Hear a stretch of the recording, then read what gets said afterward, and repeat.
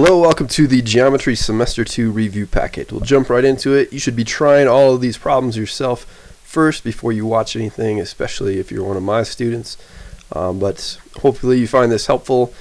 If you need a hint, you can refer to this as well, but again, try them yourself first. So a quadrilateral, we're going to define all of these, and definitely if you're one of my students for the final exam, make sure you know their properties as well. So a quadrilateral would be a four-sided polygon.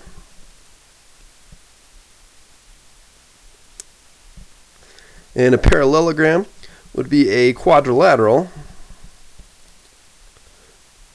with opposite sides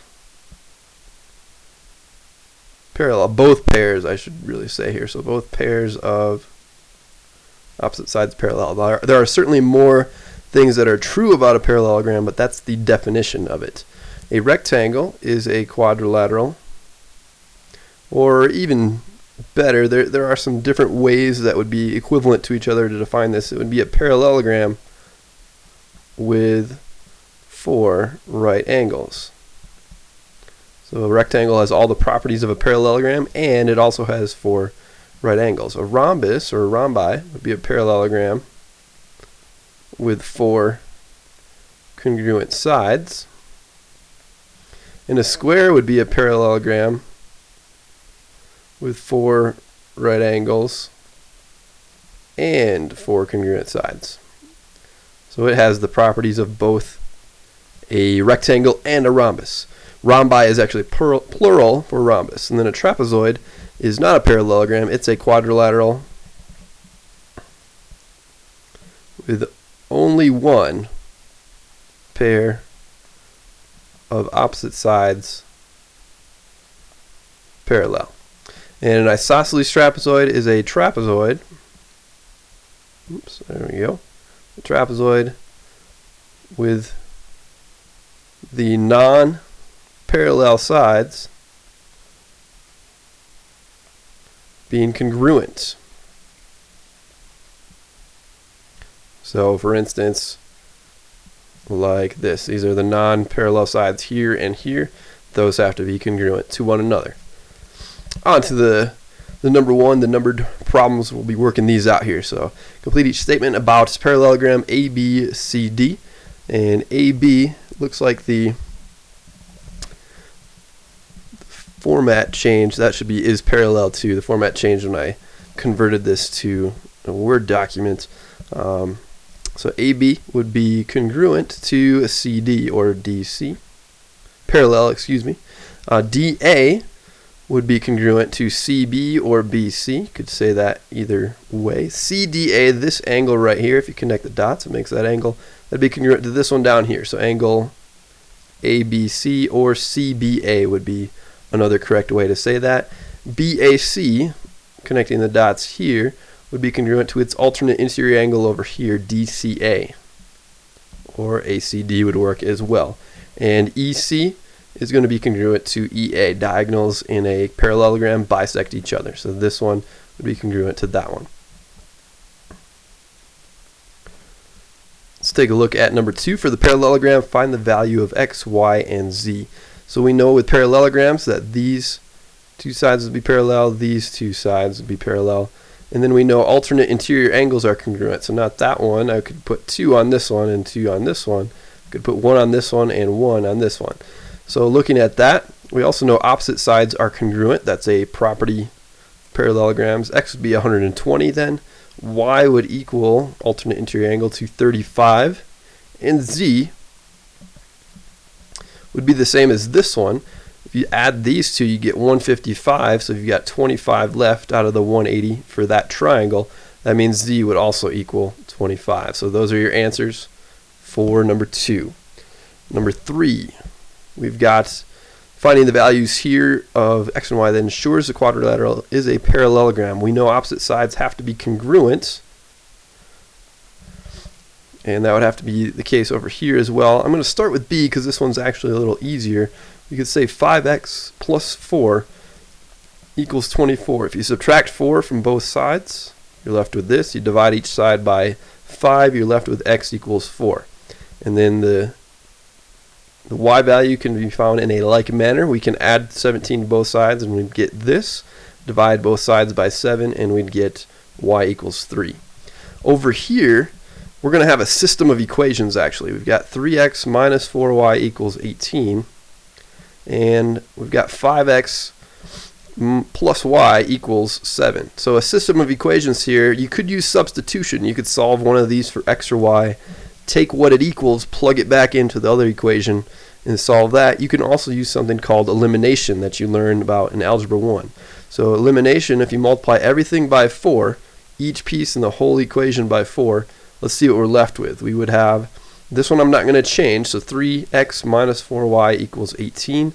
This one, 20x plus 4y equals 28. The whole purpose of doing that was if we now combine these two equations together, we're still going to end up with an equation, but this will cancel here and here. We got rid of one of the variables. That's why it's called elimination. We eliminated a variable. So here you divide by 23, you've got x equals 2, and then I would take the second equation. You could take the first equation, but I'm going to take the second equation because it will be a little easier to deal with, and plug in 2 for x. So 5 times 2 plus y equals 7. 10 plus y then equals 7. Subtract 10 from both sides, and you're left with y equals negative 3. It's okay to have negative 3 as a variable value as long as that doesn't make one of the lengths negative. If you plug both of these things back in, here and here, you'll find that the opposite sides will be equal or congruent to each other. Number 4, a polygon with 8 sides would be called an octagon. And number 5, determine whether each is a rectangle. Justify your answer. The easiest way to do problems like this is to determine if the diagonals are congruent to each other. In a rectangle, that's a property of rectangles. Those diagonals are congruent to each other.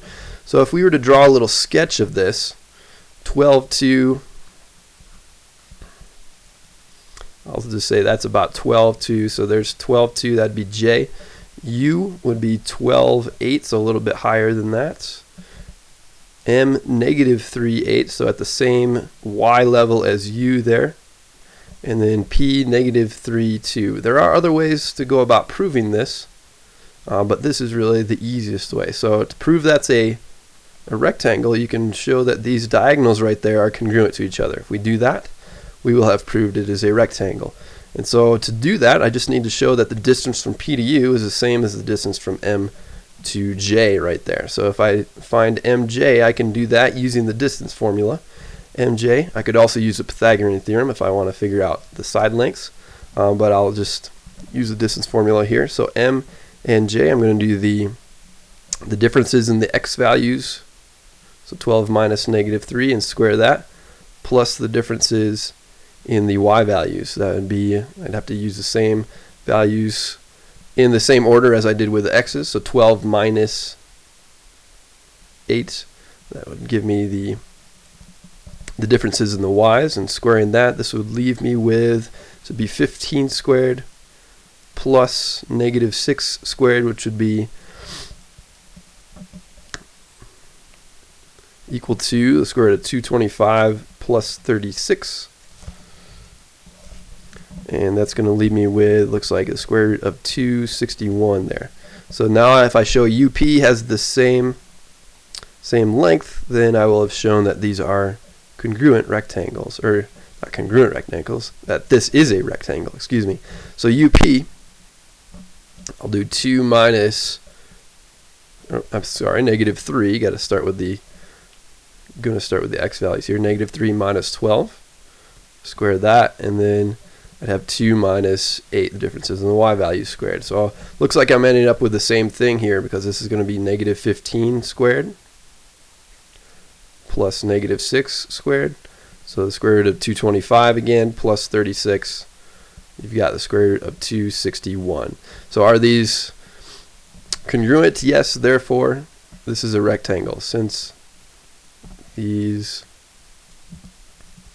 are equal, it is a rectangle. We have proven that based on that. And another way to solve 5 part A, you could actually show that the slopes here and here are parallel, the slopes here and here are parallel. That would prove it's a parallelogram. Then you could also prove or show that the opposite sides are congruent. And if you show all those things, then you have shown that it is a rectangle as well. So on this one, we could use that same approach. We could check the slopes and see if opposite slopes, if they're opposite reciprocals. That's also what you have to show up here, if the slopes are opposite reciprocals as well as being the same across from each other. But I'm going to take this tactic, this approach again. If you want to check the other method, you can check the class website. You can check the key posted there. That's going to be the other method. But for this one, let's make a little sketch just so we have an idea of what the diagonals would be. So 0, -3, that'd be right about there. 4, 8 would go there and there. So really just a rudimentary sketch here, a rough sketch. 11, 7 would be a little lower than that. And we'll say right about there. That would be about where H is. And then 7, this is 4, this is 11, so about halfway in between those two. And -4, just a little lower than P.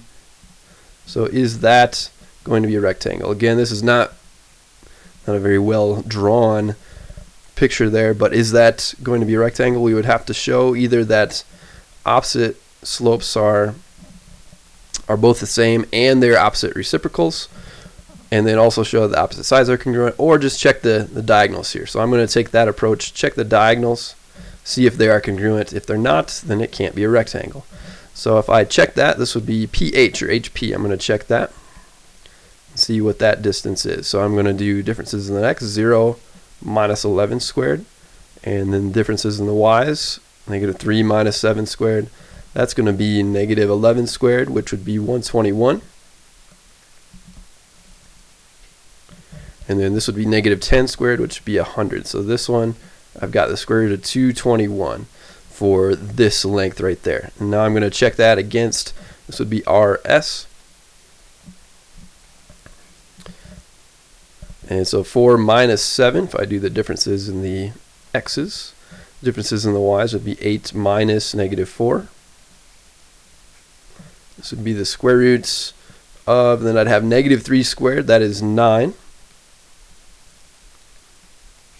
So 9, and then this 8 minus -4 would be 12, and 12 squared would be 144. So this one is definitely shorter than that one. These are not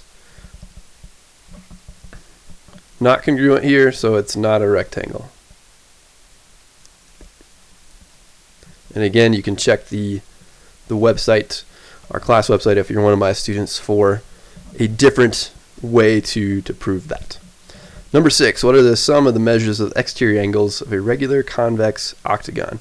So the sum of the measures of an exterior angle for any polygon is always the same. If we were going to find each one, then we would divide it by how many sides there are, but it just says the sum, so we're not going to divide it by anything. That's it. Doesn't matter what this word would be right there, or what kind of polygon it is right there. It's always going to be 360 for the exterior angles. When we say the interior angles sum, though, that's going to be where we use n minus 2 times 180. So n is based on how many sides, or it is how many sides it has. This has 8 sides for an octagon. So this would be 8 minus 2, which would end up being 6 times 180. So 6 times 180, that is 1080, 1080. That is the sum of the interior angles. And then how many sides does a regular polygon have if the measure of one interior angle is 108? So we can use the same formula, n minus 2 times 180 would be the sum. But another way to think about the sum of the angles would be how many angles there are, n, times the measure of each angle right there given to us, 108. So we can just solve this for n, use our algebra skills to do that. So we've got 108 times n. We can distribute this through. We've got 180n minus 360. If you subtract 180n, you're left with -72n equals -360. And then divide by -72, you've got n equals 5. So this would actually be a pentagon because it has 5 sides.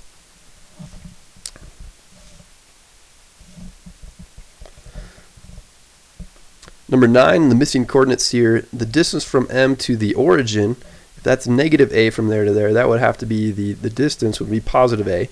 And then the distance from here to here, being that that is B, that would be B right there. So P would have an x value of a plus b, because this distance from here to here would have to be a. If that's going to be a parallelogram, we're going to assume that the pictures are excuse me, are matching up with the way they look. So we're going to assume that this is in fact a parallelogram. And then as we go across here, this side's parallel to this side. That means the y value would not change. If it's c here, it's going to be c there as well. So P has those coordinates. D over here, if we look at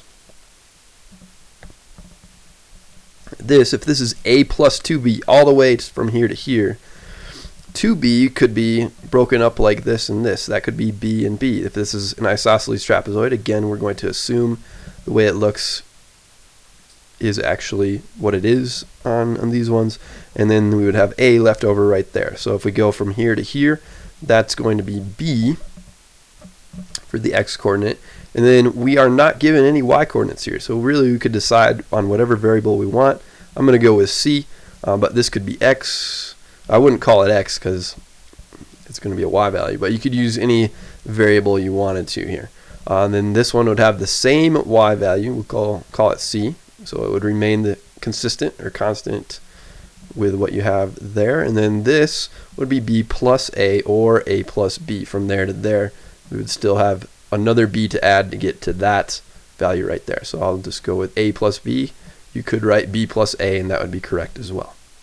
Number 10 is coming up, but we have the area formulas first. So a parallelogram is base times height for the area. A triangle is 1/2 base times height, or you could say base times height divided by 2. That'd be the same thing. A rhombus is d1 times d2. The diagonals multiplied together, it's 1/2 of that. You could say that, or d1 d2 divided by 2 is an equivalent way to say that. A trapezoid, you're going to take the average of the bases and multiply it by the height. A regular polygon, you're going to take 1/2 times the perimeter times the apothem, and a circle, we've got pi r squared. So let's apply those formulas here in these next problems. Round the answers to the nearest tenth. The area of a regular hexagon with an apothem of 8 meters long. So I'm going to draw a sketch here. And this is saying the apothem, this value right here is 8. And so I'm going to take this triangle right here. I'm going to make it a little bigger over here. Let me use a color that stands out a little more. Not the easiest thing to draw straight lines with this tool sometimes. There we go. It looks a little better. And not drawn to scale here, but I know that this is going to be 30 degrees right there, because we would take 360 all the way around and divide it by 6 to get this angle from here to here. And then if you split that in half, you have that portion of the angle there. So 360 divided by 6, that divided by 2 gives you 30. And we're saying that this length right here is 8. So I have my apothem is 8. If I knew what this was, then I could figure out the perimeter easily from that. I would have 2 x's here and here, and I could multiply the value of whatever 2x is times 6 to get all the way around. What I'm trying to use here is perimeter, area is 1/2 times the perimeter times the apothem. I already know the apothem is 8, so I just need that perimeter value. So from here, it looks like I can use SOHCAHTOA. And SOHCAHTOA, I know that tangent would be opposite over adjacent. This is, with respect to this angle, that's opposite right there. This is adjacent right here. This would be the hypotenuse. So we're going to use tangent of 30 is equal to x over 8. If you multiply both parts of the equation by 8, you've got 8 times tangent of 30 would equal x. So we're going to use that for x, and then the perimeter would be that times 12, because if you multiply that by 2, you get the whole side length there, and then if you multiply that by 6, you get the whole perimeter. So we're going to do 12 times 8 tangent of 30. Notice here I'm leaving it exact as long as I possibly can to get me the best answer I can possibly get. If you round this off, be careful to use lots of digits until the very end. If you're going to round to the nearest tenth, don't do that early in the problem. Wait till the end to round to the nearest tenth. So this is going to be 1/2 and then 96 tangent of 30 times the apothem would be 8. And here this would be 1/2 of that would be 48. 48 times 8 times the tangent of 30. I had done that work prior to this. So that's going to be about 221.7. 221.7, and this is in meters, so this would be meters squared for an area. Here, find the area of a circle with circumference of 32 feet. So we know circumference is 2 pi r, and we know area is pi r squared. So I don't know the radius yet, but I can figure it out based on this formula, or using this formula. 32 would equal 2 pi times the radius. If you divide both sides by 2 pi, you'll get your radius. So here the radius would be 32 divided by 2 pi. Now if you're going to put this into a calculator, you have to be careful. You have to think of that as being in parentheses. Otherwise it's going to do 32 divided by 2 first, and then multiply by pi, instead of multiplying 2 times pi first, and then dividing 32 by that. So if we take this though and plug it in right here, if you wanted to just type this directly into a calculator, you're going to get your best possible answer there. And again, just make sure you type this part in parentheses, an extra set of parentheses, since your calculator will do order of operations correctly. We would have to include that. And so here we would have about 81.5, approximately 81.5, and that would be feet squared. Number 12, if the area of a circle is 36 pi r squared, we're going to find the radius. So we know area is pi r squared. So we would say 36 pi equals pi r squared. If you divide both sides by pi, pi's would cancel here and here. You'd be left with 36 equals r squared. You can take the square root then of both sides, and you'd have your answer 6 equals r. We wouldn't use the negative square root value because we have a radius that's a positive length, and it is in centimeters squared for the area, so the radius itself would be centimeters.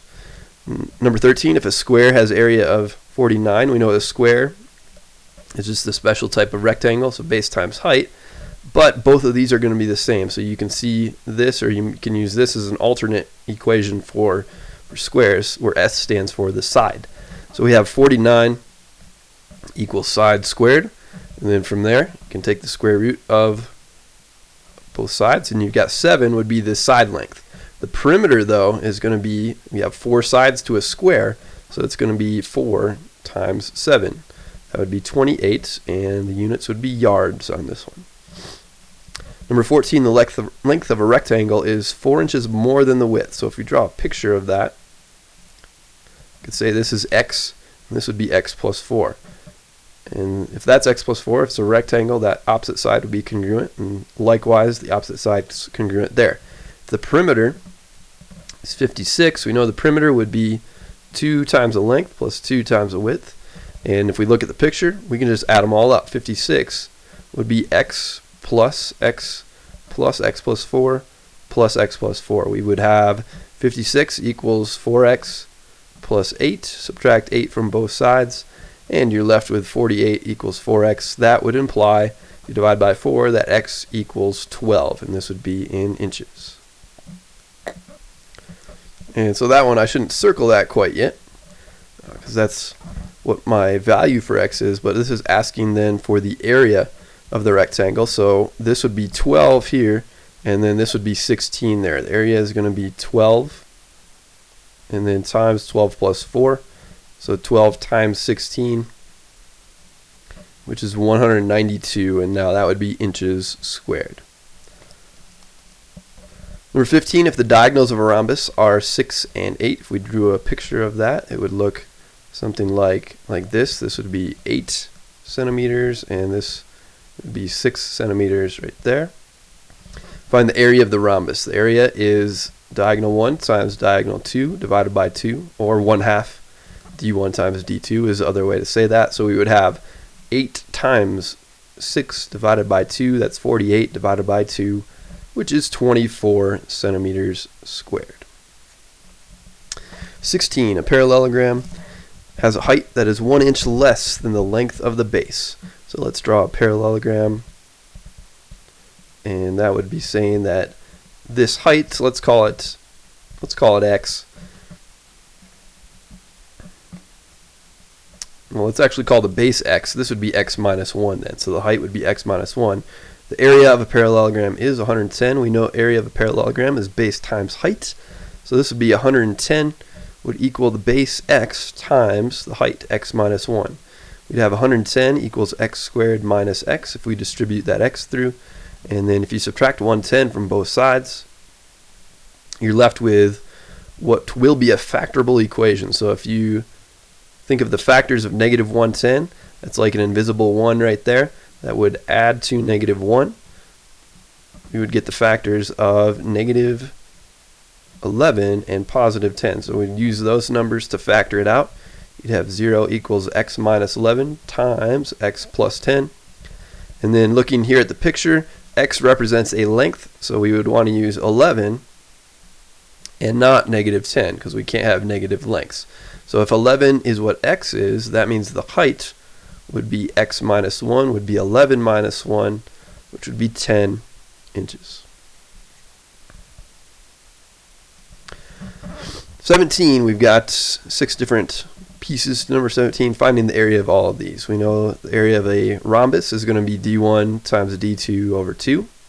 So just fill in those numbers. This would be 20, and this would be 24, if those are 10 and 10 and 12 and 12. So you'd have not 240 but 480 on the top divided by 2. Your final answer would be 240, and that would be, it looks like meters is the unit, so meters squared for an area.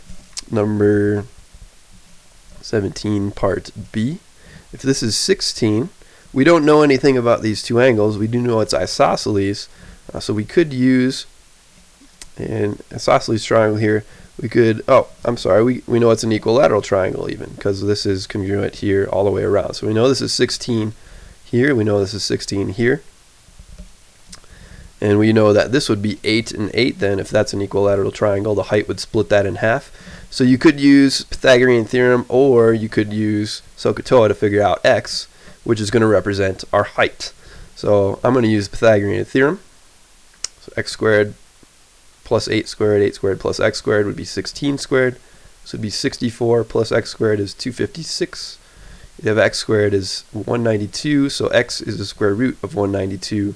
That means the area of the triangle would be 1/2 times the base, 16 times the height would be the square root of 192. And if you were to work that out, we would end up getting approximately 110.9. And I just thought of a shortcut that I could have used there as well. If you know this is equilateral, you know this is actually a 30, 60, 90 triangle right here. So you could have used your 30, 60, 90 special right triangle shortcuts. You could have used the fact that this would be n times the square root of 3, and this would be 2n, and you could figure out that this would just be x would equal 8 times the square root of 3, which is the same thing as this right here, because this is 64 times 3 inside there. You could take the square root of 64 out as an 8. So either way would work here. Number 17, part C. If this is an isosceles trapezoid, it's just a special type of trapezoid. We know the area of a trapezoid is B1 plus B2, so the bases added together divided by 2, the average of the bases, in other words, times the height. So the height looks like we don't actually know that yet. But if this is an isosceles trapezoid, that would imply that these two things are the same. If I called this x, this would also be x.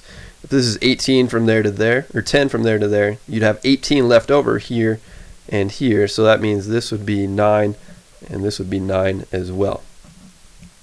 And so if you want to show work for that, you should always be showing work where these numbers are coming from. That would just be 28 minus 10 divided by 2 for that value right there. So now if we focus on this triangle right here, I can find what the height is. And so let's do Pythagorean theorem work. I'll do that inside the triangle or the trapezoid here. We would have h squared plus 9 squared equals 15 squared. This would be h squared plus 81 equals 225. If you subtract 81, you've got 144. So that means h would be the square root of 144, which would equal 12. So the height is 12. We're going to multiply this then by 12, and therefore we would have 38 divided by 2. That's 19 times 12. So it looks like this is going to be 228. And there are no units given, so you could just say that, or units squared would work as well. On this one, we've got another type of trapezoid. This one, we're given the two bases and the height, so there's no extra work to do here. We just have to add up the bases, divide it by 2, take the average of the bases, in other words, multiply it by the height. We're left with 44 over 2 times 8. This is 22 times 8. And 22 times 8. 20 times 8 would be 160, and 2 times 8 would be 16. So it looks like we've got 176 millimeters squared right there. Part E, this one we're going to have to use that 1/2 PA idea again. This is a pentagon, and all these sides are congruent to each other, so this would be 6 down here as well. That means this would be 3 and 3 if we're going to split that in half like that. So we just need to know what the apothem value is here, and we know that this angle right here would be, we'd take 360 divided by 5. That would give us 108, and then divide that by 2. That would give us a value of 54 degrees right there.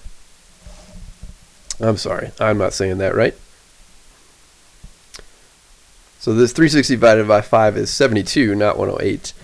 So 72 divided by 2, that would be 36. Let me just fix that a second. This is 36 degrees right there.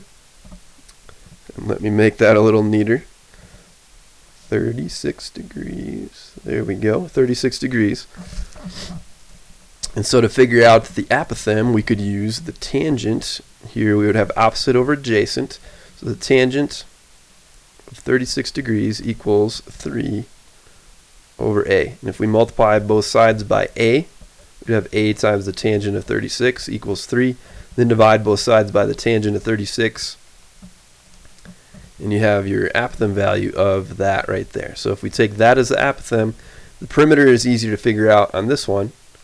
So 1/2 PA, we would have 1/2 times, and then this would be 6 times 5 for the perimeter, because each side is 6. And then that times 3 over the tangent of 36. Again, I'm trying to leave this exact as long as possible. And so from there, it looks like we're going to have, I had done the work earlier on this one just to save some time on the video. We'd have 61.9 to the nearest tenth. So approximately 61.9 millimeters squared on this one. And then for F, area of a circle is just pi r squared. So you'd have pi times 12 squared. And that would be 144 pi. And that would be in feet squared for the area. So you could say that as an exact answer, or if you round it off, 144 pi is approximately 452.4. And still feet squared for that there. Moving on to number 18, find the area of the shaded region to the nearest tenth. So it looks like we have a regular hexagon here. And if I want to calculate this apothem, I can do the same sort of work I've been doing. This angle right here would be 30, because that's 360 divided by 6 divided by 2, cut in half. And this would be 3 right here. We can assume that is actually true because a hexagon is always split up into equilateral triangles. If let's say I didn't know that, though, I could figure out what that is using 30, 60, 90 triangles. So let's do that here. We know that that's 30, and if that's 90, this would have to be 60 degrees right there. And so you can use your special right triangle formulas, and we have, or expressions there to figure out these side lengths. This would be n times the square root of 3 This side would be n, and this side, put that here so you can see that a little better, and this side would be 2n. So if we know this is 6, and we're going back to this side, we're going to divide by 2. So that means this side would be 3. It's a way to show that that is true. So this is 3 right here, and then this part would be 3 as well. And this part, and the n radical 3 part, the apothem part, you'd multiply 3 times radical 3. So that would be your a value right there. So given all that, the area is actually pretty easy to figure out from there. We've got the perimeter. We know that this is 3 plus 3, that's 6. So you'd have 6 times 6 all the way around.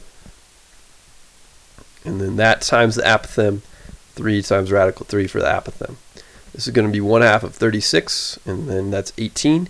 18 times 3 would be 54. So you have 54 times the square root of 3. That's the area of the hexagon. So this is for the hexagon. The circle is going to be pi r squared. We know the radius is 6, so we have 6 squared, that's 36 pi for the circle. And then to find the area of the shaded region, we need to subtract the circle minus the area of the hexagon. That'll leave us with the shaded part. So the area of the shaded part is going to be the area of the hexagon minus the area, or I'm sorry, the area of the circle minus the area of the hexagon.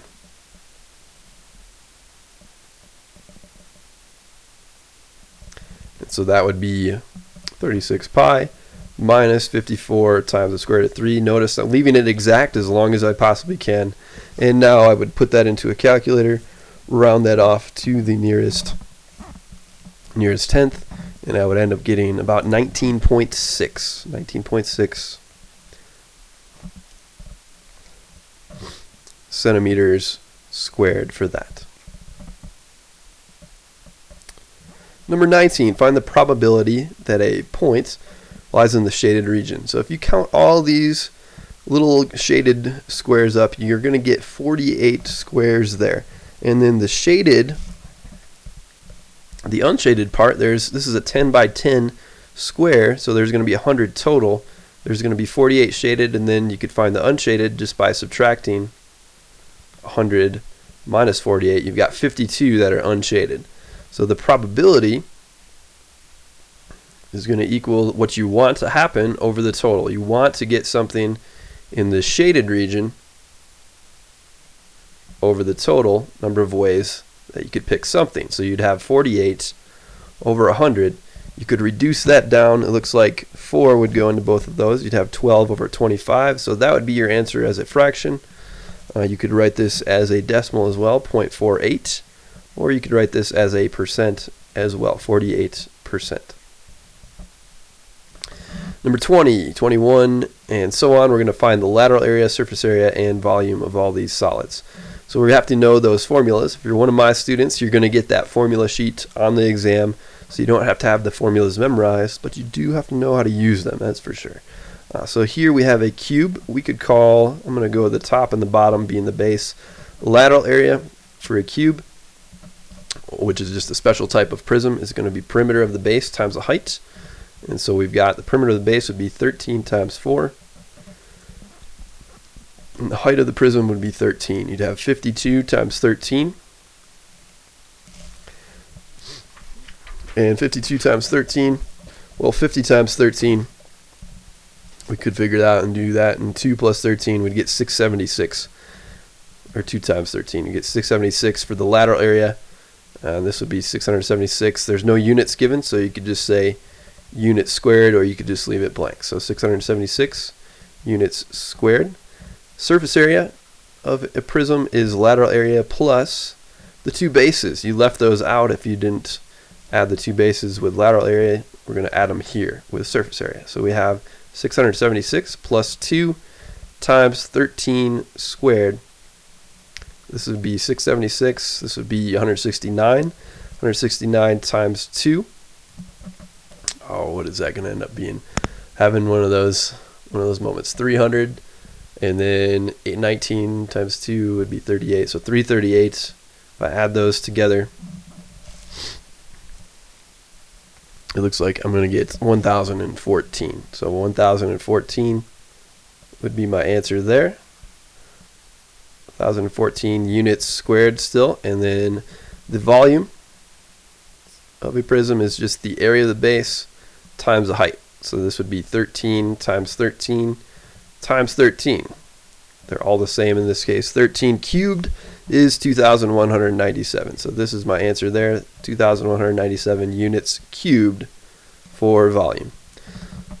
Number 21, it's a special type of prism here. It's a triangular prism, so the bases are always the parallel parts. Still using these formulas, LA is going to be perimeter times height, and the perimeter of that looks like we got all three sides given to us. So you've got 8 plus 14, and the height of the prism is 20. This would be 16 plus 14, so 30 times 20. That's 600 for that. No units given, so you could just leave it blank or say units squared. Surface area is going to be that, the lateral area, plus the two bases. And now for the bases, I would have to figure out what the height is right here. So this height, if I know this is my isosceles triangle, this would leave me with 7 there. So this height I could figure out, I'll call it h. I could say h squared plus 7 squared equals hypotenuse squared, 8 squared. So h is going to equal 64 minus 49 there. It'd be 17. So h squared would equal 17. That would mean h is the square root of 17. So the lateral area, 600, plus 2 times the area of the bases. We'd have 2 and then 1/2 base times height for a triangle. It'd be 1/2 times 14 times the square root of 17. And if you put all that into a calculator, it looks like, yeah, I did something wrong up there, didn't I? So this would be, yeah, this is supposed to be the square root of 15, because that's 64 minus 49, so it pays to do your work. I tried to skip a step and do that in my head, and you saw I got in trouble, so just be careful with that. So square root of 15 right there, this would be 600. The 2 and the 1/2 would really cancel each other out, so I've got plus 14 times the square root of 15, and then putting that into a calculator, looks like that would leave me with about 654.2. So 654.2. Put that right here, 654.2 units squared once again. And the volume is going to be, for any prism, area of the base times the height. We know the area of the base already is over here, 1/2 times 14 times the square root of 15. So that would be, I'll just write that down again, 1/2 times 14 times the square root of 15, and times the height of the prism now. 20 is the height of the prism. This would be 7 times the square root of 15 times 20. So you'd have 140 times the square root of 15, and that put into a calculator, looks like that'd be about 542.2. 542.2. So that's, oops, that's where that's coming from, 542.2 units cubed. Number 22, surface area and volume. This one we aren't asked to find the lateral area, so let's just find those two. Surface area is going to be lateral area plus 2 times the bases.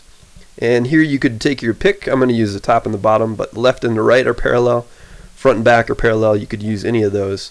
This is going to be perimeter times height of the prism times the two bases. So perimeter, using those as my bases, I'd have 16 plus 16 plus 20 plus 20. And the height of the prism, with that as my base, the height connecting the two bases would be 8. And then I'd have 2 times, and then 16 times 20 would be the area of the base there. So you'd have, this would be what, 40 plus 32, that's 72 times 8 plus 2, and this would be 36. So I would have 72 times 8, oh, that would be 8 times 70, 560, 8 times 2, 16, so 560 plus 16, 576 plus 72 would be 648 right there. So 648 what did I do? I added there when I was supposed to multiply. So I need to fix that. And we're left with, that'd be 320. So that'd be 640.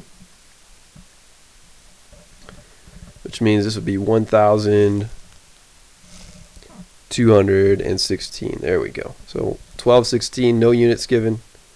So I'll just say units squared right there. And the volume is going to be area of the base times the height. So we've got 16 times 20 times the height connecting those bases is 8. This would be 320 times 8. And that would be 2,560.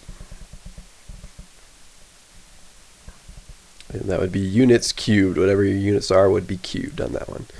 23, we've got a triangular prism once again. You've got the bases being the parallel parts, the front and the back. And so on this one, it looks like we could find, let's call this x, looks like we could find x based on the Pythagorean theorem. If that's 17, this is 17 right here as well. So you gotta have 8 squared plus x squared equals 17 squared. 64 plus x squared then would equal 289. Subtract 64 from both sides, you've left with that, and you take the square roots of both sides, and you've got x equals 15. So this is 15 down here. We need that because we need to know how to find the area of the base, which would be 1/2 base times height for that triangle right there. Lateral area is going to be perimeter of the base times the height. So we also need that 15. For that, we have 8 plus 15 plus 17 for the perimeter. The height is 8. So we'd have 23 plus 17. That's 40 times 8. So 320 is going to be your lateral area. Surface area is going to be that lateral area plus 2 times the bases. So that's 320 plus 2. And then the bases would be 1/2 times the small base, or times the base of the triangle, times the height of that triangle.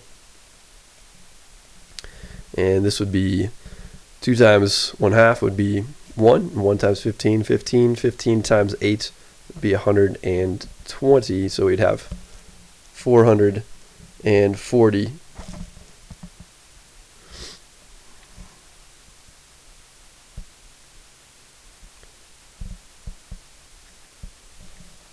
And I just realized the mistake I made here again too. I'm trying to go too fast through this, I think. So this is 10. This height is the height of the prism. The height connects the two bases. So that should have been 10, meaning this should have been 400 right there. So let's just change that. Even teachers make mistakes sometimes. So we've got 400. We've got 400 here, 400 here. That would be 120. So this is 520 for the surface area. And I would want to fix this too. That's going to be 400 there.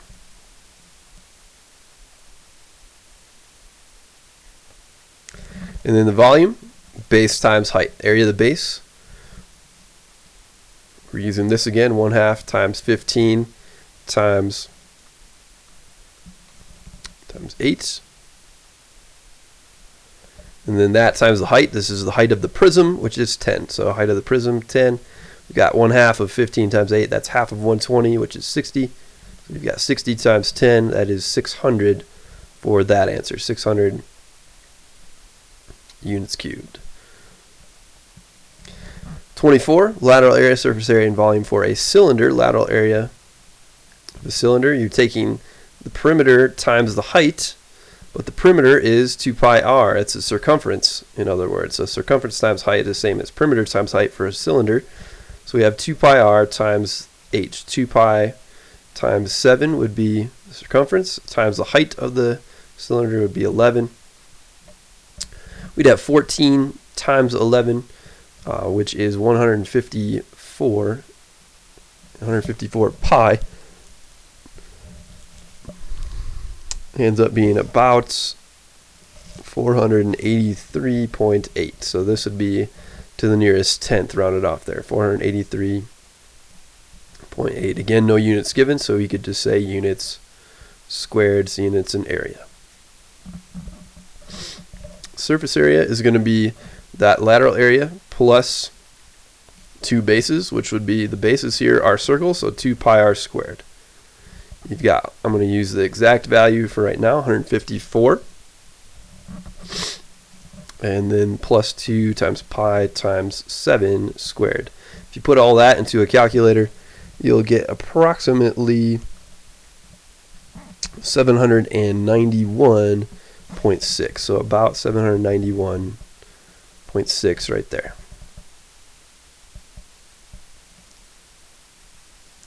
And the volume is going to be the area of the base, which is a circle, pi r squared, times the height.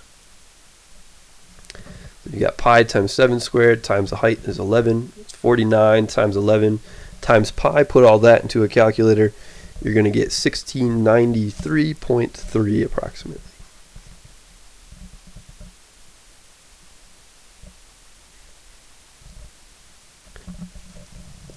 '25, we have a cone on this one.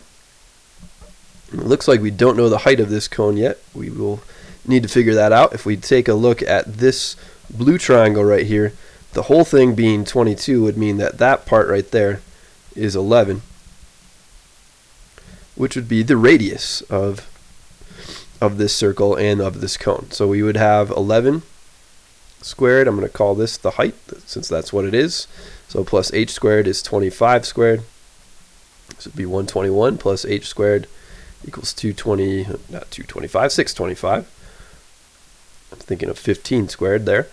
H squared then, if you subtract 121 from both sides, you would have 404. So if that's what h squared is, h would be the square root of that. So the square root of 404 would be that value. So I'm going to use that as I calculate this. The lateral area of a cone is pi r L. L is the slant height. So we have pi times 11 times the slant height 25. If you put that into a calculator, 25 times 10 would be 250, so one more 25 would be 275 pi, and that is approximately 863.9.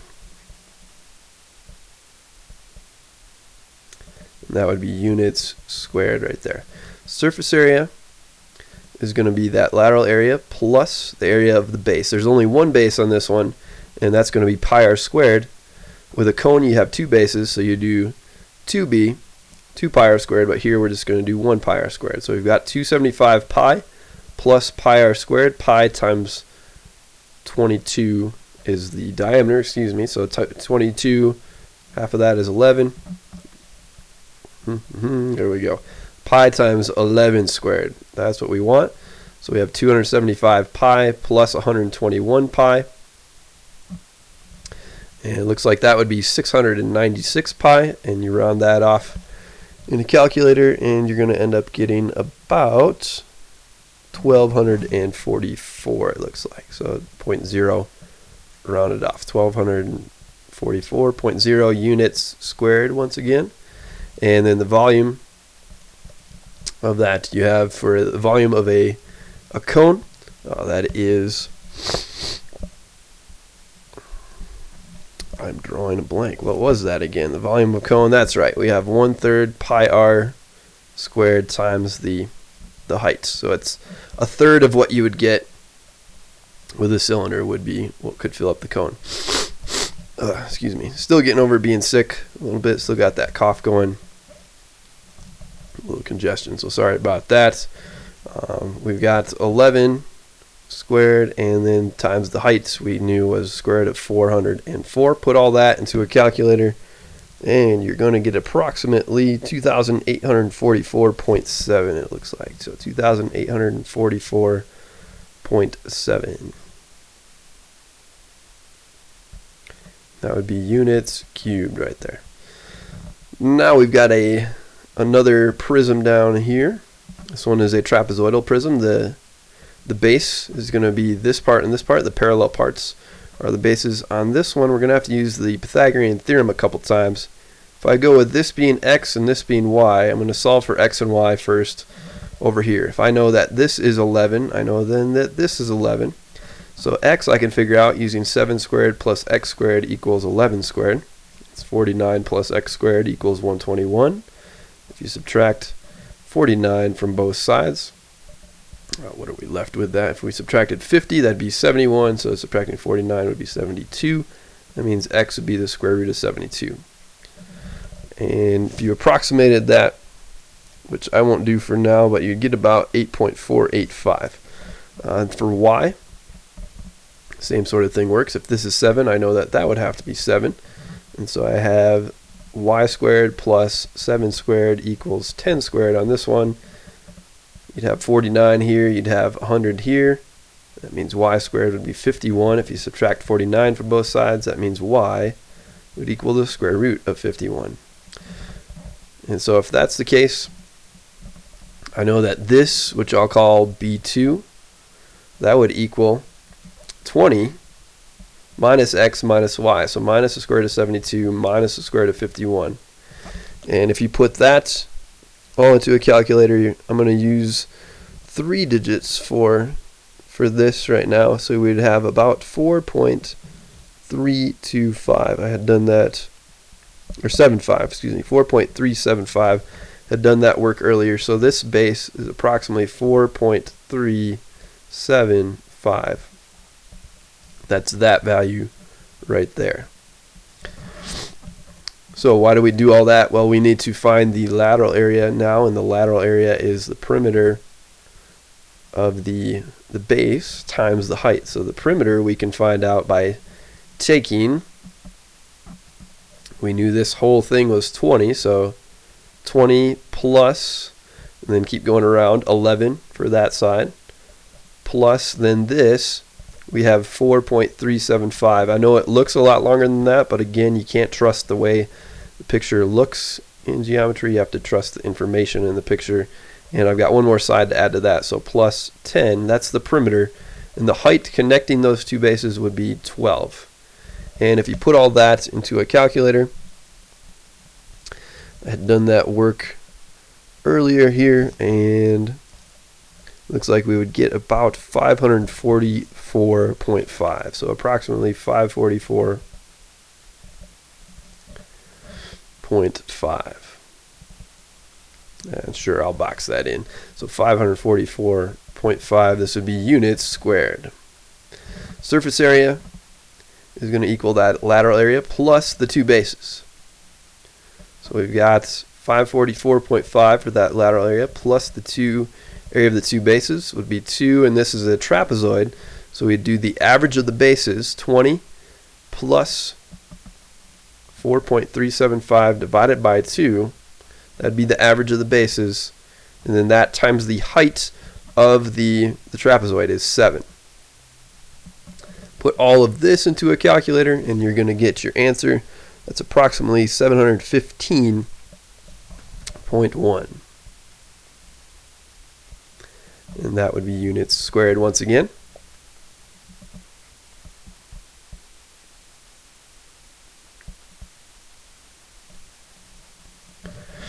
And then finally, volume. You'd have the area of the base times the height. So you've got 20 plus 4.375 divided by 2 times 7. That's the area of your base. Average of the bases times the height for a trapezoid. And then that times your height of the prism itself is 12. Put that into a calculator and you end up getting 1023.8 approximately. 1023.8.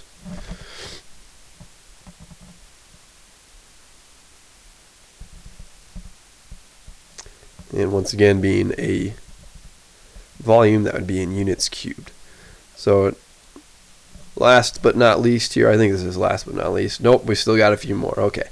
For this page at least, surface area and volume of a sphere. Surface area is 4 pi r squared. For a sphere, we have 4 times pi, and that's a 9 right there, so times 9 squared. That would be 81. 81 times 4 would be 324. So you have 324 pi approximately. That rounded off approximately 1017.9. And that'd be units squared right there. And then for the volume of a sphere, that's 4/3 pi r cubed. And so you'd put that into a calculator. We'd have, that would be 729, I believe it is. Yeah. So 729 times 4/3 divided by, or times pi. From there, you get approximately 3053.6 for that value.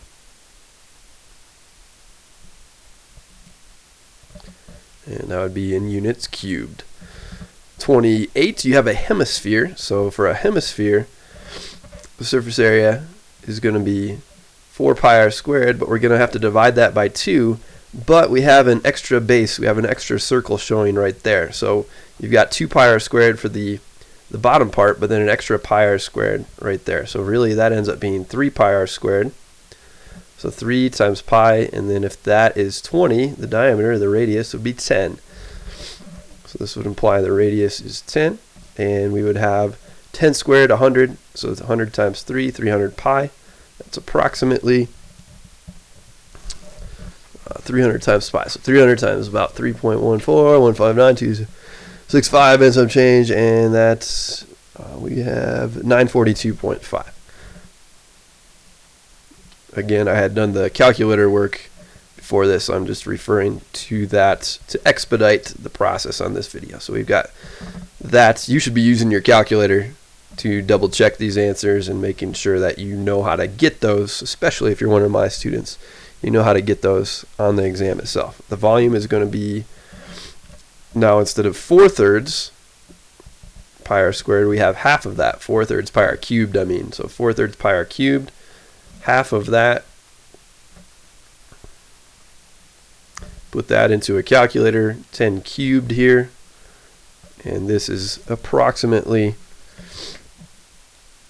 4,000 and, no, I'm looking at the wrong one. It's about 4188.8 divided by 2.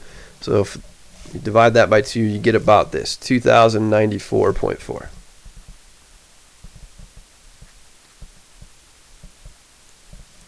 And that would be units cubed right there. Alright, 29, we've got our bases here, our hexagon. So we're going to do our apothem and perimeter idea for these ones here.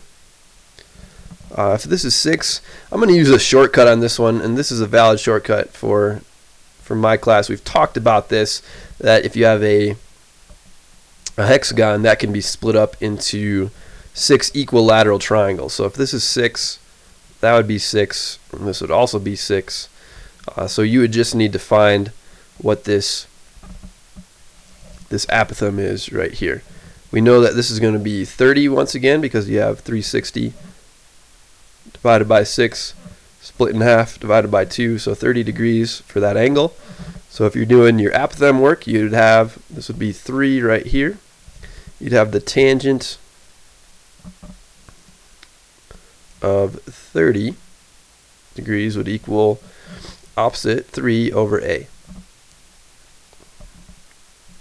That means this would be true if you cross multiplied right there, and you'd have the apothem being tangent of 30 divided into 3, or 3 divided by tangent of 30.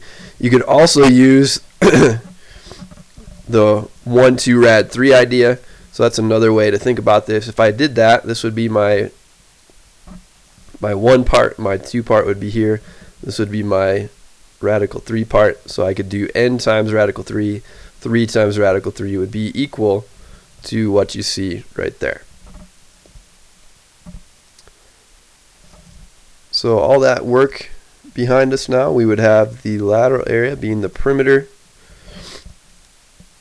of the base times the height. The perimeter of the base would be 6 times 6 sides, so 6 times 6. And the height of the prism is 10. You'd have 300 160 there. That'd be 36 times 10. So 360 for the lateral area. Surface area is going to equal, we'd have that lateral area plus 2 bases. So we'd have 360 plus 2 and then 1/2 perimeter times the apothem. So 360 plus 2 times 1/2 the perimeter we know is 6 times 6, so 36 times the apothem. We figured that out as 3 radical 3. Put that all into a calculator and you get approximately 547, it looks like. So about 547.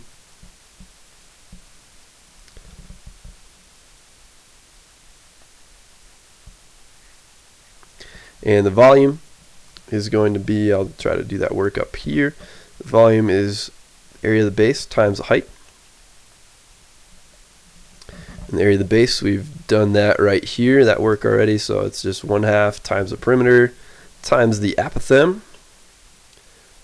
All that times the height of the prism here is 10. So if we put this into a calculator, we get approximately 935. And then with rounding, this may have been rounded off a little bit more. I'm going by what I had done earlier and where I had rounded a little earlier at one point. So if you got something close to this, you might even have a better answer than what's listed there. For this one, we've got 28 here. This is an isosceles triangle. We could call this x and x. So you could use 45, 45, 90, or you could use Pythagorean theorem here. I'll use 45, 45, 90. If this is an isosceles triangle, we can assume that this is a square. I'm saying that with these ones, it's okay to assume that the picture is what it looks like. So this would be 45 degrees right there. This would be, that looks like 95. Let me make that look a little better, 45. All right, so this would be your n times the square root of 2 part. That is not very readable. N times the square root of 2. This is going to be your n part and your n part. So if you go from here to there, you're going to have to divide by the square root of 2. That means n, which would be the same thing as x, would be 28 divided by the square root of 2. So if we know that, then if we want to use the front and the back as the base, let's go with that route. We could use the right and the left. We could use the top and the bottom. But I'm going to go this route on this one. So surface area of a prism, lateral area plus 2 bases. And the lateral area is perimeter times the height of the prism. So this would be 4 of those. 4 times x, or 4 times 28 divided by the square root of 2. And I know that's not in simplified radical form, but we're just going to put all this stuff into a calculator, so it really won't make that big of a difference here. So that times 30, and then 2 of the bases. The bases would be 28 divided by the square root of 2 squared. Now if you put all that into a calculator, should end up getting, looks like 3,160 there. So about that. If you got something close to that, your answer might even be a little better. There was some rounding error in there. So about 3,160 for the surface area. And the volume, base times height, the area of the base is going to be that 28 divided by the square root of 2 squared. That times the height of the prism. So this is base times height. This would end up giving you, looks like 11,760. Approximately that. So 11,760. If you got something close to that, your answer may be even a little better than that. So as long as you're close and not rounding too much too early, you're going to be okay.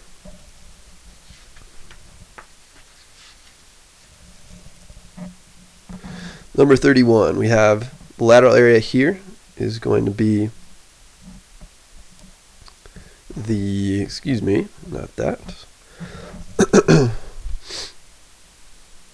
1/2 perimeter times the slant height. So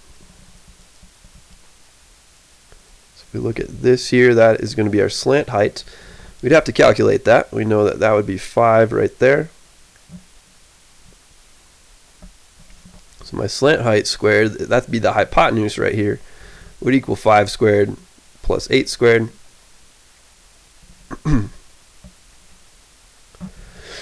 And so L would be the square root of that. This would be 89, square root of 89. So we'd have 1/2 times the perimeter, be 10 times 4, because we have the perimeter of the base here being that. This really comes from 1/2 base times height. We're doing that 4 different times by doing the perimeter. So 1/2 times the perimeter times the slant height. In a calculator, that gets you about 188.7. So close to approximately 188.7.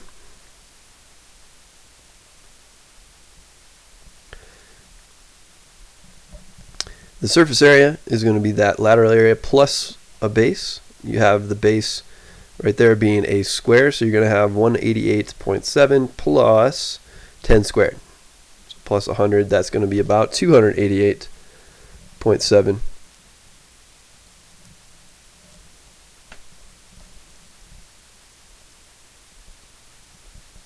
For your surface area. So 288.7 units squared. And the volume for a prism is base times height. The volume of a pyramid fills, if you took 3 pyramids of equal bases to a prism that had the same base, you'd have 3 of those filling up that. So 1/3 base times height, 1/3 times 10 squared times the height is 8. And then putting that into a calculator will give you about 266.7 there. Not gonna lie, that was a lot of work for those volume and surface area ones, but we made it through there. So now going to, that is supposed to be a U right there, units cubed. 32, the volume of a rectangular prism is 420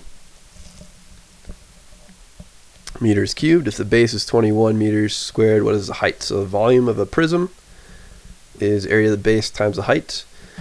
The volume is given to us 420. The base area is given to us 21. We're going to try to find the height from there. So just divide both sides by 21 and you've got it. That would be 20 right there would be your height.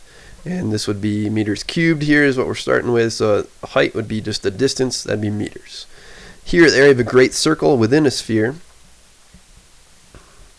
So the area of that circle right here, a great circle just contains the center of a sphere, is that. So we have, what the volume be of the sphere? We know the volume is 4/3 pi r cubed. We would need to know r to figure that out. And to figure out r, we can use the circumference of a circle being 2 pi r.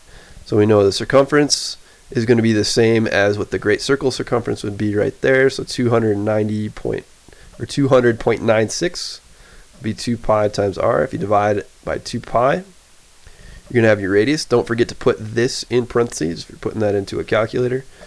So your radius is about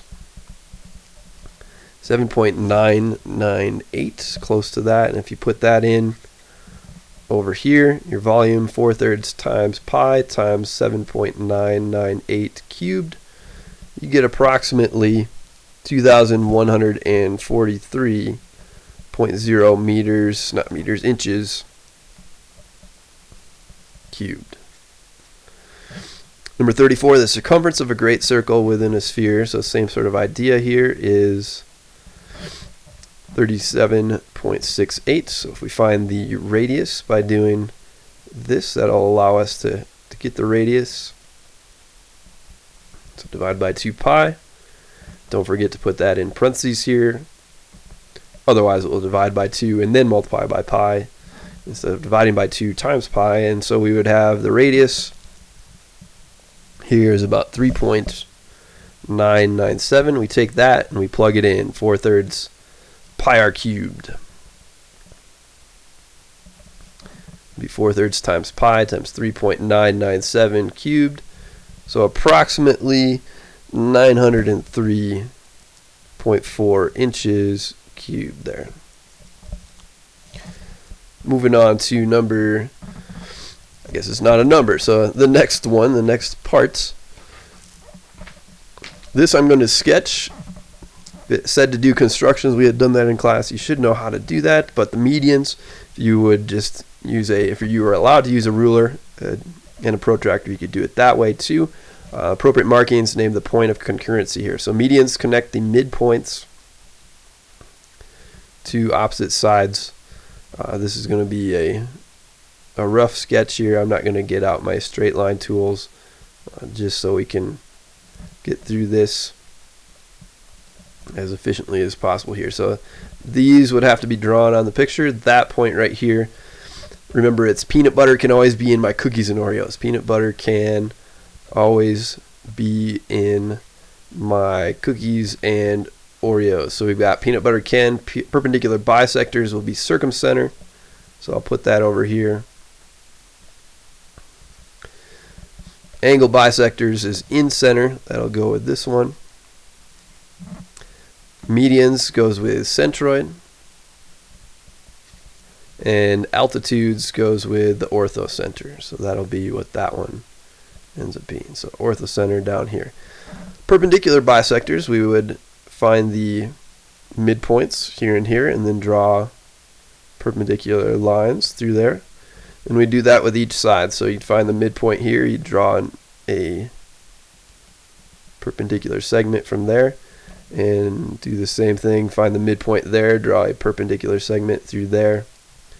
These would be congruent here, these two sides would be congruent there. That point is called the circumcenter. This point is called the centroid. The altitudes, if that's 90 degrees right there, the altitude here is actually this side length, and the altitude here is this side right here. And then this one, the altitude connecting the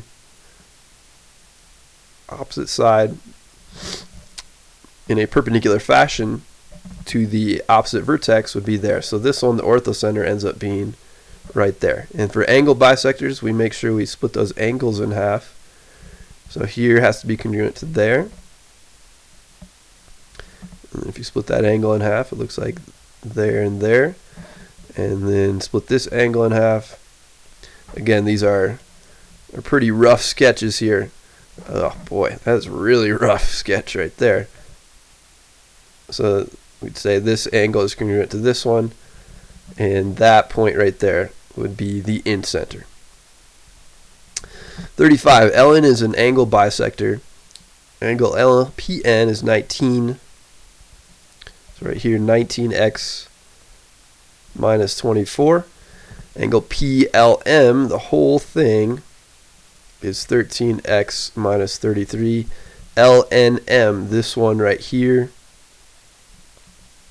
is 87. We're going to find LMN. So LMN, if we connect those dots, that's this red angle right here. Our goal, end goal, is to find that. So if we know 13x minus 33 here, it's an angle bisector, it says as well. So we know that this angle is congruent to this angle. That means this angle right here would be 13x minus 33 divided by 2. And then if you know that this one's 87, you know that this one would have to be 93. So if we look at this triangle first, I'll call it the green triangle. If we look at the green triangle first on this one, we could say 19x minus 24 plus 13x minus 33 divided by 2 plus 93. That would all have to add up to 180. And so here, if I'm working this out, I think I'm going to use some decimals to do the divided by 2 part. We'd have 19x minus 24 plus 6.5x. That'd be 16.5 plus 93 equals 180. Combining like terms, we would have 25.5x be negative 40.5 plus 93, 53.5 equals 180. Subtract 53.5 from both sides. Subtracting 50 would be 130, so that'd be 126.5. Dividing both sides then by 25.5 should give us x as 5. So I think I do something wrong in there. I think so. So I've got 40.5, negative 40.5. Yeah, that should have been 52.5 right here.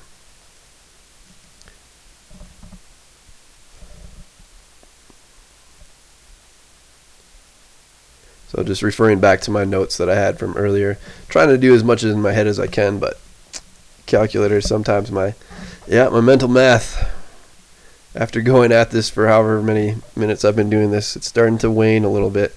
So if x is 5, we're trying to find this. We know 13x minus 33 divided by 2 would be this angle right here as well.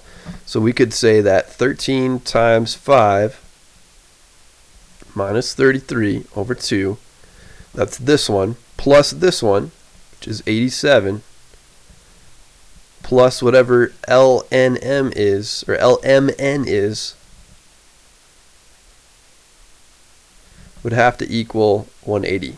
Those three angles, 1, 2, and 3, have to add up to be 180. So this 13 times 5, that's 65. 65 minus 33 is 32 divided by 2, 16. So we have that is 180, and this would be 103 plus LMN is 180, and this would be the measure of LMN then is going to equal 77 degrees. 36. Determine the relationship between CJQ and CJQ is this angle right here, and QJR. So QJR, that's this angle right here. If we look at those two triangles here and here, it certainly looks like this angle is smaller than that one, but to prove it, we know that this is congruent to that, and then we know that they share this side of 10 in common. So if we look across from that angle, it's 12. If we look across from that angle, it's 15. This side angle side relationship that you have here and here, if you have two congruent sides in one triangle, compare it to two congruent sides in another triangle, the angle in between them compared to the side across from them, if that side is bigger, that means the angle across from it is bigger. So that means the measure of angle CJQ, which would be CJQ is this one, would be less than the measure of angle QJR. For number 37, the relationship between RU and LU. RU is this side right here. LU is this side right here. So we're trying to compare this side to this side. And if this is 111, I'm going to put this in here in red. 180 minus that would be 69 degrees. And then this here would be 76 degrees. 180 minus those two. This one, if you add 89 and 22, subtract that from 180, that would be 69 degrees as well right here, and do the same process to find this missing angle. Add those two, subtract it from 180, you've got 102, or you could just do 180 minus that one. So as you go through here, we could say that RU is going to be greater than HU, because we look across from that side, and we look across from that side, this angle is bigger than that one, so that means that this side would be bigger than that. So we could say RU is greater than HU. In a like manner, HU is going to be greater than BU, because the angle across from HU is 89, the angle across from BU is 69, so that's going to be greater than BU. And then in a like manner, once again, this side across from 102 has to be longer than this side, which is across from 56. So BU would be greater than LU. So a transitive property would tell you that RU then is greater than LU. The distance between those 2 points, R and U, would be greater than the distance between L and U. 38. Determine whether the given measures of the sides. Determine whether the given measure can be the lengths of the sides of a triangle, and explain. Here we just had to check and make sure that the two smallest sides add up to be larger than the third side. So 5 plus 6 is 11, and 11 is not greater than 12, so you would say, therefore, it can't be the triangle. So this one, not a triangle. That is part A. Part B, if you take the two smallest sides, that'd be these two, 10.8 plus 13.7. That is going to equal 24.5. And 24.5, A plus B, is greater than C in this case. So this can be a triangle.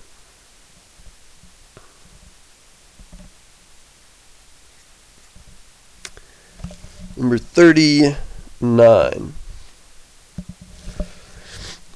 40, 41, 42. This is chapter 10 stuff for us, rounding the answers to the nearest tenth, solving for x. So with this kind of question, we had the outside times the whole equals the outside part times the whole, 3 plus 13 there. So we'd have x squared plus 8x equals, this is 3 times 16, 48. You'd have x squared plus 8x minus 48 equals 0. You can use factoring to solve that. You'd get x plus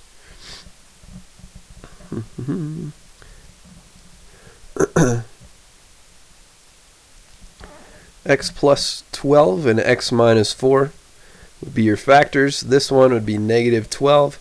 This one would be positive 4. That makes that true.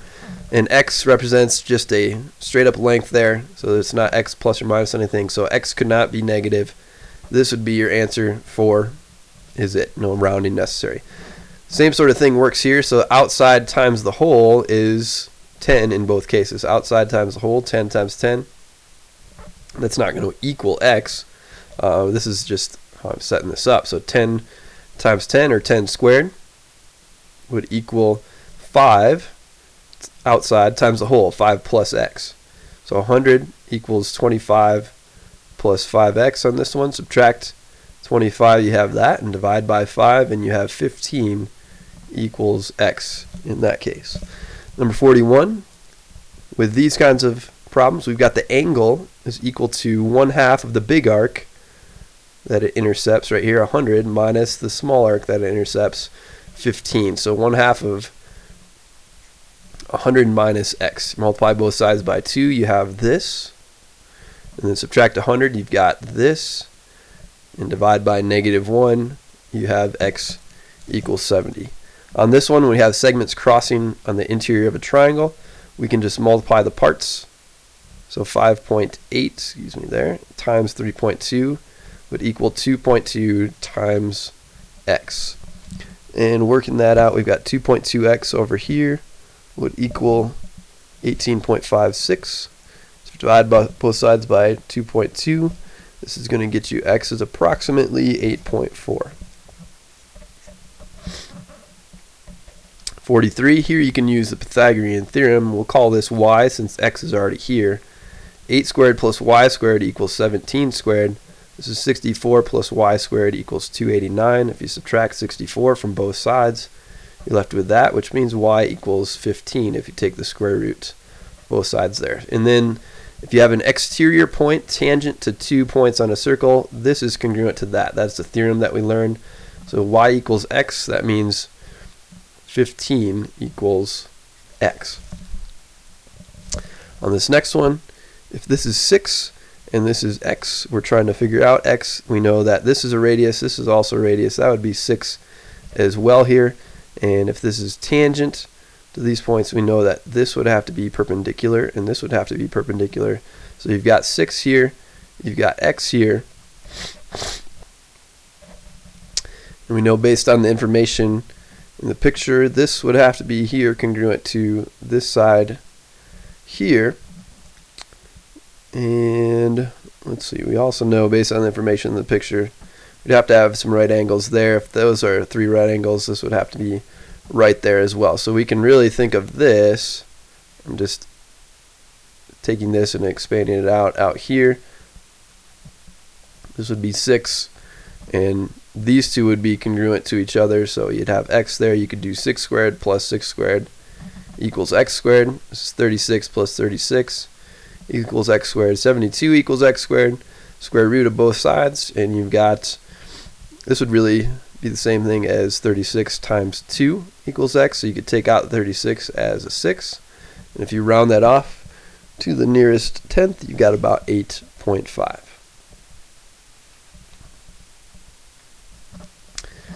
Number 45, if this is x, that's 10. This is really just a Pythagorean theorem problem. However, it's 16 from here to here. This is a radius, so that'd be 10 from there to there. You add those together, and you've got 26 for the hypotenuse of that right triangle. This is 100 plus x squared would equal 7, not 5, 676. That's what I'm thinking of. So x squared would be square roots, or x would be the 576. If you take the square root of both sides, x ends up being 24 exactly. And then here, if this is 250, this arc would be 110. That's 360 minus 250. And with a picture like this, that's where you do the angle is 1/2 of the big arc minus the small arc, or the big arc minus the small arc divided by 2 is another way to think of that. That's 140 divided by 2, which is 70 degrees there. Getting close. I can I can see the end now. Excuse me. Suppose a chord of a circle is 48 meters long, and it's 10 meters from the center of the circle. So we could say 48 meters long like that, and it's 10 meters from the center of a circle. We'd say that's 10 meters right there. Find the length of the radius. So if this is 48 all the way across, that means this would be 24 right here. The distance from a chord to the center is always going to bisect that chord. So this is 24, this is 10.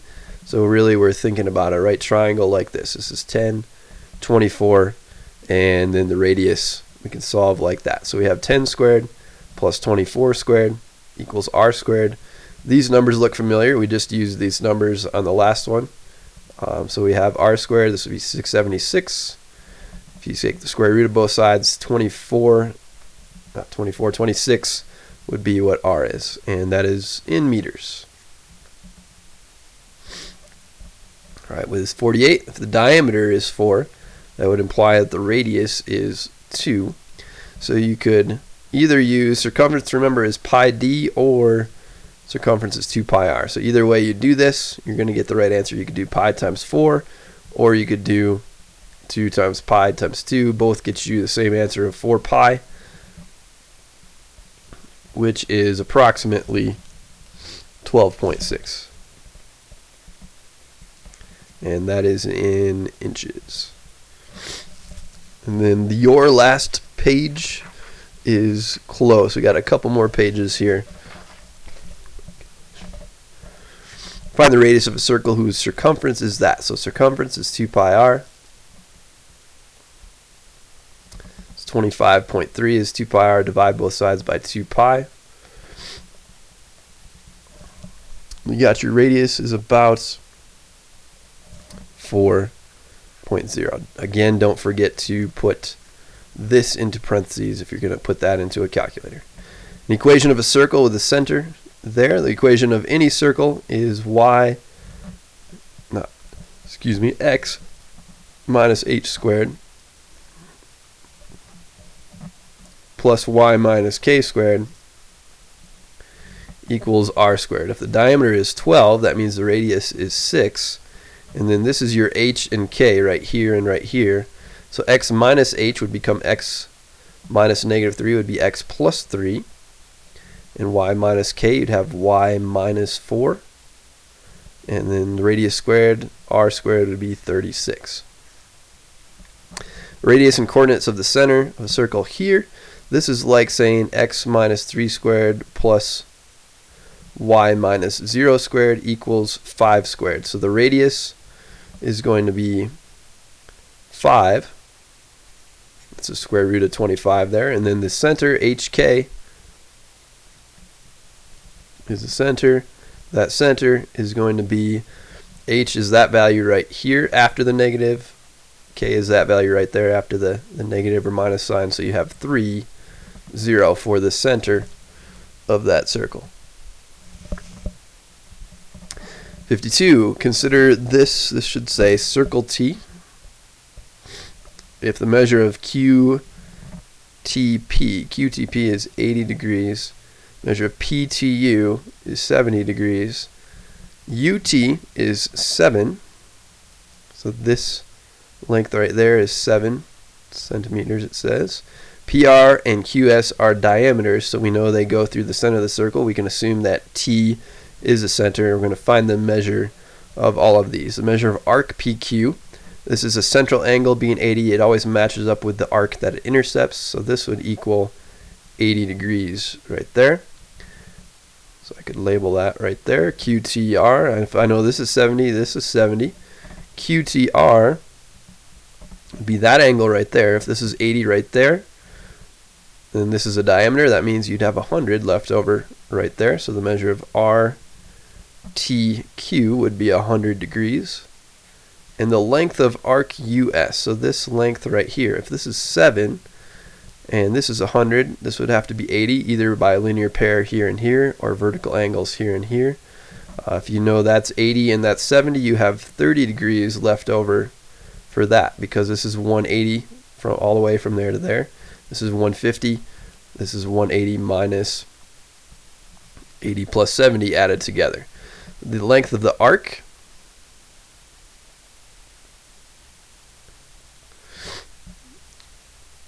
US, or I could just say the length of US with the arc symbol above it. We're going to have the portion of the circle we have, 30 out of the 360, times the whole circumference, times 2 pi r. So 2 pi times the radius is 7.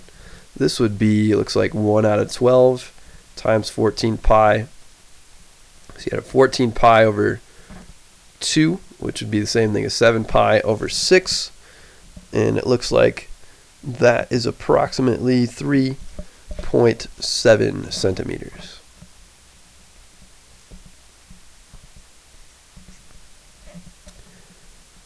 The measure of arc AB is 1/16. Measure of arc BE is 48. Measure of arc ED is 72. We're going to find each measure. So if this is 118, this is 48, this is 72, this angle right here would have to be 360 minus those ones added together.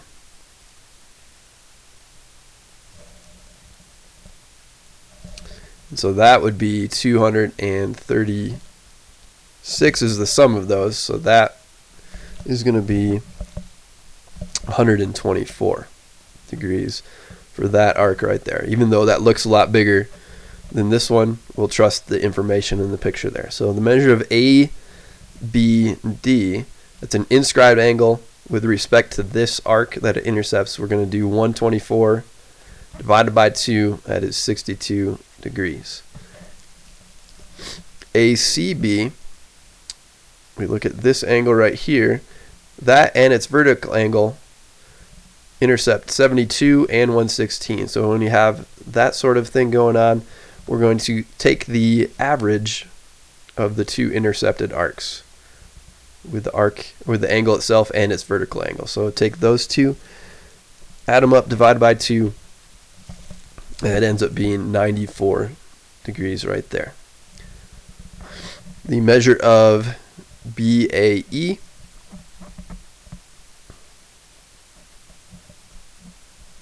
is going to be right here. It's an inscribed angle with respect to that arc. So we're going to take half of 48, which is 24 degrees. ACD is this angle right here. So the same sort of thing is going on. We have the angle itself and its vertical angle intercepts 48 and 124. So do 124 plus 48. Take the average of those two, divide it by 2. And that would be 172 divided by 2. And 172 divided by 2 is 86 degrees. And then the measure of arc BAD. Arc BAD is this one. So you just take 116 plus 124 for that. and that is 240 degrees. And now we are to the last page of your packet. Congratulations, we made it there. Does the shape have line symmetry and or rotational symmetry? If it has line symmetry, determine how many lines it has. So does this have line symmetry? This first one, definitely I would say it would be a line here, here, and here, and also lines here, here, and here. Line symmetry, reflectional symmetry. Any one of those lines, you could reflect it over that line and you get the same thing. So you can just say line, it does, and how many it has? 6 lines. And rotational,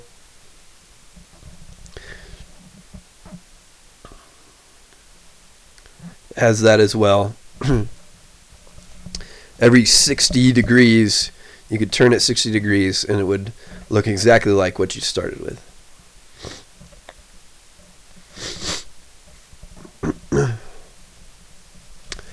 Looks like this one has some line symmetry going through here and going through the line right there. This one, line symmetry, yes, and it has 2 lines. Then rotational symmetry, it looks like you could spin this around 180 degrees. So literally if you took your paper and spun it halfway around, it would look exactly the same as you started with. So this one, rotational, you could say yes as well, and I'll just put 180 degrees in parentheses there. This one, 60 degrees, is the first time you would see the same thing over here. And then 55, graphing the image and the figure and its image under the given reflection. If we were to draw this, A at -3, 3, that'd be right there. B at 1, 4 would be right here. So this is A, this is B. C is at 4, 0, that would be right here. And D at -3, -3. And if we graph this under the reflection in the origin, I'm going to draw this picture. And again, I hope you're using straight edges for this. I'm not, just to try to make the video a little quicker, just to give you the idea here of what's going on. But in the origin means that we're going to take this and reflect it across that point. Basically, all these here are going to become, if they're negative, they're going to become positive. If they're positive, they're going to become negative. So D is at -3, -3. This new point, D prime, will be at +3, 3. And then same thing works with this one. That's going to get reflected across the origin through to that point. So there's A prime. B prime through the origin ends up here. And C prime will end up not quite there, but one more over. So C prime right there. And you'll notice this looks the same, it's just reflected. B. F is -3, 1. G is 0, 4. H is 3, -1. So there is your original picture, your figure to start. And if we reflect that in the line y equals x, that means we're reflecting it across this line right here. That is y equals x right there. Every time you have a coordinate point, we're going to just change those x values and y values around. We're going to flip those around. So H was 3, -1. Now we're going to have 1, or -1, 3, excuse me. So that's going to be this point right here. H gets reflected across there. That'd be H prime. C was 0, 4. So now it's going to be 4, 0 for C prime. F was -3, -1. So now it's going to be -1, -3 for F prime. If you connect those, again, it looks the same. Reflections preserve distances and angle measures. They just make them, I think I messed up something here. f, -3, -1, -1. Yeah, I figured it out. So f, this is -3, 1, not -3, -1. So I should have moved that down a little bit here.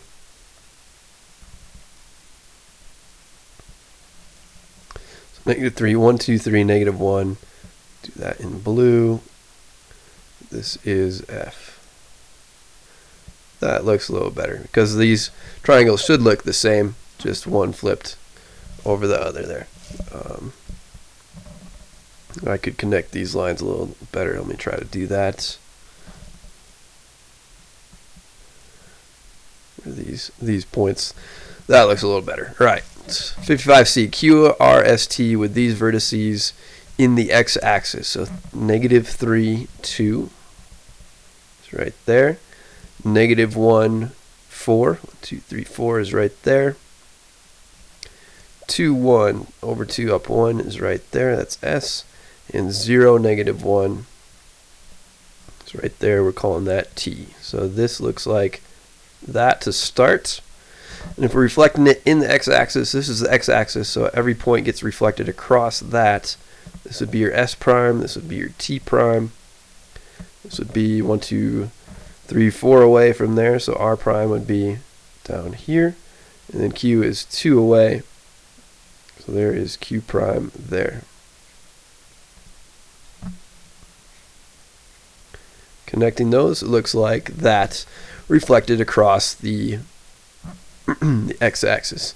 And HIJK with these vertices, so -2, 5 is up here. 2, 5 is right here.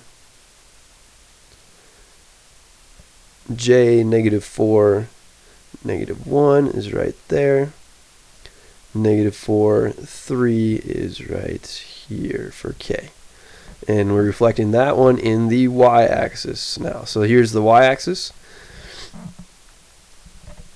If I connect those points, it looks like this.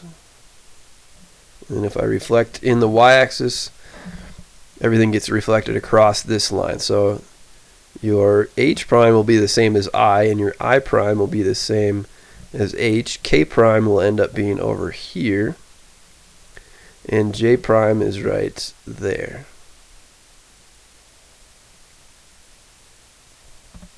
So there is what that picture looks like reflected in the y-axis.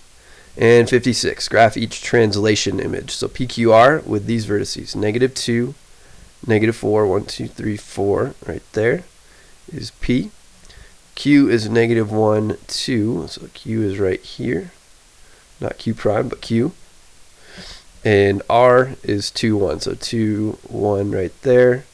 This would be your original figure. And so that is the pre-image under the translation 2 units right, down 3 units. So if we go 2 right and down 3, 1, 2, 3, there's Q prime. If we go 2 right and down 3, 1, 2, 3, there's R prime. And over 2, right 2, down 3, there's P prime right there. Right on the tip of the arrow of the y-axis.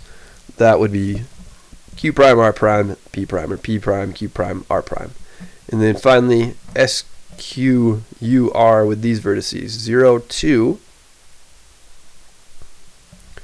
3, 1, and 2, -2 would be right here for you, and R is -1, -1 right there. Connecting those looks like that under the translation. Now right 3 units, up 1 unit, right 1, 2, 3, up 1. There's going to be Q prime right there. S prime right here, U prime right 1, 2, 3, up 1, and R prime right 1, 2, 3, up 1. R prime is right there. So if you connect all those, there is your image. That, wow, is it. So that took a while, but we made it through. Go back and review as you need to. Hopefully you use this as just a guide, something to help you. If you watch the whole thing, awesome. If you you find any mistakes, please comment. Let me know where you saw those mistakes. We went through a lot of problems there, so it's possible that I made some errors. Thank you for helping me out, making this video better with your comments. Thanks for your likes and subscriptions if you found this helpful. Thanks for sharing with others. Hope you found it helpful. Go back and review as you need to. If you're one of my students, study hard. Good luck on the exam. Go into it knowing what you're doing.